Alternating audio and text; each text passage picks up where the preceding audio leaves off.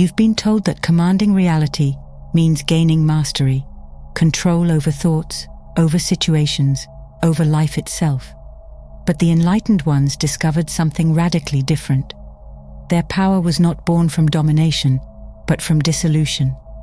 While most people try to conquer reality by force of will, the awakened realized that the highest power arises only when the illusion of someone trying to control life disappears. The truth is reversed. The less you try to command life, the more it obeys you. To the unawakened mind, this seems impossible. How can surrender lead to mastery? Yet this is the paradox of creation. You are not a wave that needs to control the ocean. You are the ocean pretending to be a wave. When you remember your true nature, the eternal awareness behind all thought and form, reality stops being something outside of you. It becomes the movement of your own being. The enlightened ones know that what most call manifestation is simply awareness directing itself. They no longer seek alignment with the universe because they have recognized they are the universe in expression. Most spend their lives striving upward, chasing higher frequencies, more success, more power, more light, all in an attempt to reach infinity. But you cannot reach what you already are. Infinity isn't found by ascending, it's revealed by descending. The enlightened ones stopped climbing, they let go. They surrendered down into stillness, into the 0 point where thought ceases and the mind dissolves. And in that surrender, the illusion of separation dies. From that death, command over reality is born, because when nothing in you resists what is, everything begins to flow as you. Life itself proves this truth. Time erases all forms, the wise and the foolish, the strong and the weak, the rich and the poor. To the universe, 1,000 years and 1,000 lifetimes weigh the same. Yet the eternal, the unchanging essence behind it all, remains untouched. The enlightened ones found refuge in that eternal awareness. They stopped trying to outlast time and instead merged with what time cannot touch. And when they did, existence itself bowed in recognition. For when consciousness remembers its own eternity, the transient world no longer holds authority over it. So how do the enlightened command reality? They do so by no longer standing apart from it. They release the false center, the ego that believes it must control, and rest as the infinite awareness from which all things arise. In that stillness, reality bends naturally to the shape of their consciousness. The enlightened ones reversed the game. Where the world once appeared to move them, they now move the world by simply being still. And that is the first secret of true command. To master reality, you must cease to stand outside of it. You must become nothing, and in becoming nothing, become everything. When the enlightened ones surrendered into nothingness, they didn't vanish. They discovered everything. What they found beyond the mind wasn't a void of emptiness, but the kingdom spoken of by sages throughout time. The kingdom of God is within you, said Christ, not as a metaphor, but as a direct revelation of where true dominion resides. Those who command reality do not reach outward to control the world. They look inward and remember the center from which all worlds emerge. The throne of creation is not in the heavens above, but in the silent space of your own awareness. In that inner kingdom, every thought, emotion and perception is seen as movement within one infinite field of consciousness. When you rest in that awareness, you realize that you are not a fragment of life, but life itself unfolding. The enlightened command reality not by manipulating the surface, but by remaining rooted in the source. Just as a tree draws power from the unseen roots beneath the soil, their authority comes from inner stillness. From that stillness, action flows in perfect harmony, effortless, precise, and divinely timed. It is not control through effort, but orchestration through alignment with the infinite. The moment the mind quiets, a radiant energy begins to emerge, subtle yet unmistakable. It feels like peace but alive. It feels like love but without attachment. It feels like joy but without cause. This vibration is the natural state of the inner kingdom, the essence of God expressing as you. The enlightened ones live from this frequency of being. They are not ruled by thought. Thought obeys them. Their words carry power because they rise from silence. Their actions ripple through existence because they are not born of separation, but of unity. Reality responds to them as a reflection responds to its source, instantly and without resistance. To command reality, you must return to that same awareness, to the still point where the observer and the observed are one. Every religion, every sacred practice points toward this realization. Meditation, prayer, surrender, they are all keys to the same door. And when that door opens, you understand what the enlightened ones have always known, that heaven is not a distant realm, but a state of consciousness. Those who find it rule not through dominance, but through resonance. They do not fight to shape the world, they vibrate at the level where the world reshapes itself. From the stillness of the inner kingdom arises a realization so vast that it shatters the boundaries of perception. Everything is made of the same consciousness. The enlightened ones see this clearly. What science calls matter, energy, or frequency, they recognize as the living fabric of God. There is no separation between spirit and substance, only the illusion of distance created by the thinking mind. When that illusion fades, the entire cosmos reveals itself as one continuous field, infinite, intelligent, and alive. To command reality, one must first see it as it truly is, not a collection of parts, but a single breathing whole. In that field, creation and destruction are not opposites. They are partners in the eternal dance of being. Stars ignite to give life, black holes consume to return it, and space itself holds both in perfect balance. These are not random forces but reflections of the same divine rhythm that flows through you. The enlightened know that to resist one half of the cycle is to lose harmony with the whole. They command reality by moving in rhythm with it, not against it. When you are aligned with the pulse of creation, the universe no longer feels external. It becomes an extension of your own consciousness. Everything in existence is vibration, a spectrum of movement between stillness and expansion. When you grasp this truth not intellectually but experientially, you begin to understand why the enlightened have no conflict with reality.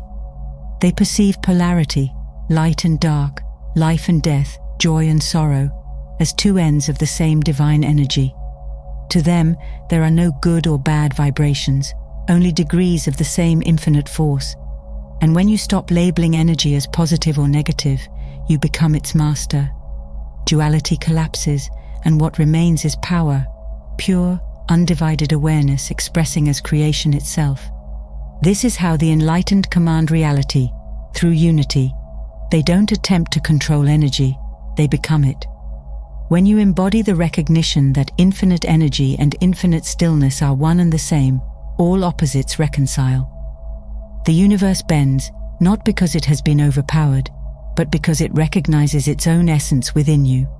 The enlightened have entered that field, where space and energy, emptiness and fullness, nothingness and everythingness merge.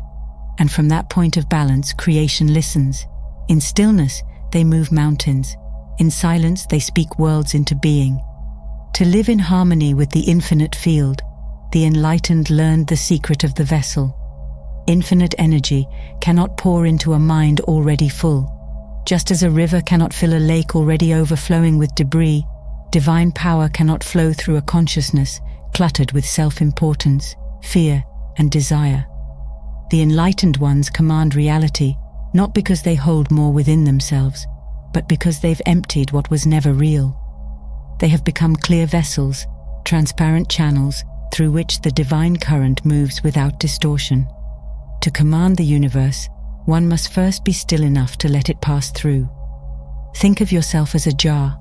Most people are like clay jars, heavy, cracked, and filled with sediment from years of conditioning. Every belief, every label, every story becomes another handful of dirt. When the divine water of life pours in, it becomes murky, distorted by the contents of the vessel. But the enlightened are like golden jars, pure, unblemished, and hollow. They've emptied the contents of the mind, and what remains is clarity. Through that emptiness, the light of God reflects undisturbed. Their words heal, their presence shifts energy, and their mere silence ripples through creation, not because they do anything, but because the divine moves through them without obstruction. To become such a vessel is to dissolve the false center of me. The enlightened live by a simple law. The less of self there is, the more of God can flow.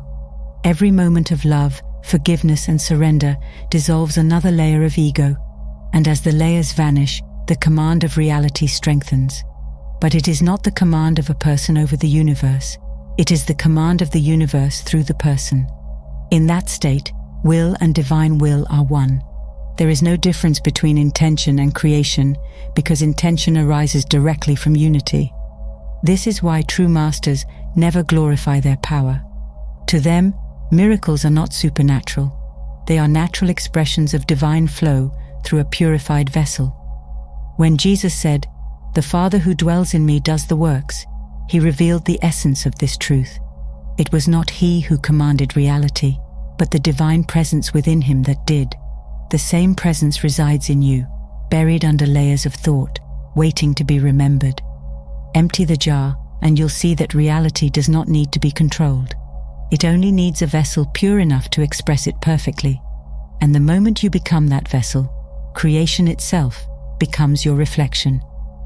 Once the vessel is emptied and the current of divine energy flows freely, command over reality becomes effortless. The enlightened no longer act from personal will. Their actions arise from the deeper intelligence moving through them. They do not struggle to influence circumstances, for circumstances align naturally with the vibration of their being. To ordinary perception, this looks like miracles, healing, synchronicity, mastery over nature itself. But in truth, it is the universe expressing perfect coherence. What you call magic, they call harmony. Their power is not in the manipulation of matter, but in the clarity of consciousness that precedes it. Reality responds to clarity.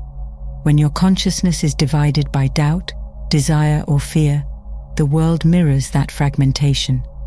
But when your mind is silent and transparent, creation reflects stillness back to you in the form of order, peace, and abundance. The enlightened command reality because their awareness holds no conflict with what is. They are not trying to impose will upon life. They are allowing life to express its divine order through them. Words spoken from that state carry frequency. Thoughts born from that silence take form. The universe bends not to their ego, but to the vibration of unity radiating from them. In the enlightened, the division between creator and creation dissolves completely. They understand that to command reality is not to give orders to the universe, but to become the voice through which the universe speaks itself into being. When they visualize, creation responds instantly because there is no distance between thought and manifestation. Their imagination is not fantasy. It is divine architecture shaping experience. Every breath, every movement, every moment becomes an act of creation, spontaneous, effortless, and sacred. Their mastery is invisible because it operates beyond intention. Yet even with such power, the enlightened remain humble, for they know there is no one left to own it. They do not seek to display power, only to embody harmony. To them, commanding reality is not a performance, it is a communion. The world around them transforms because they have become transparent to the divine that animates all things. When the vessel is pure, God commands reality through it. And in that realization, the enlightened walk not as gods among men, but as awareness itself, serene, luminous, and free, where every word becomes law, and every silence becomes creation. Everything you seek, peace, love, joy, and power, already flows through your being. You are not a fragment wandering through creation. You are creation itself becoming aware of its own reflection. The enlightened ones uncovered this truth, and in doing so, transcended the need to control. They became masters of form because they no longer identified with it. So stop reaching upward for what has never been lost. Return inward, where silence holds the true throne of power. Empty yourself of resistance, and the divine will pour through you without effort. In that stillness, reality no longer stands apart. It moves as you. That is how the enlightened ones command reality.